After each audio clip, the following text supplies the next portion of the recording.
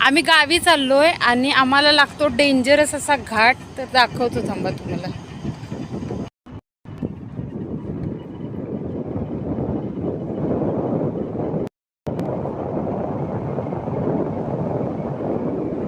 तर हा आहे गोव्याला जाणाऱ्या इतर घाटांपेक्षा सर्वात डेंजरस असा तिलारी घाट।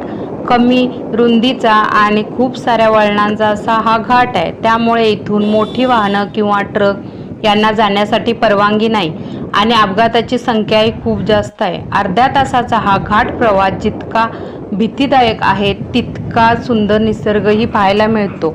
संध्याकाळी आम्ही निघालेलो, त्याच्यामुळे सनसेट इतका छान दिसत होता की शब्दात तो व्यक्त करणं अशक्यच।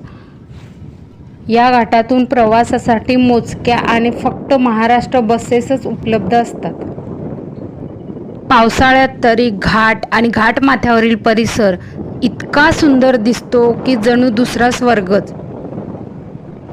त्यामुळे अर्ध्या तासाचा हा घाट प्रवास नकळत आपल्या चेहऱ्यावर स्माईल देऊन जातो।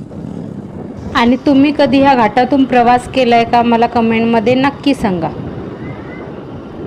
आणि हो, चॅनलला सबस्क्राईब करायला विसरू नका।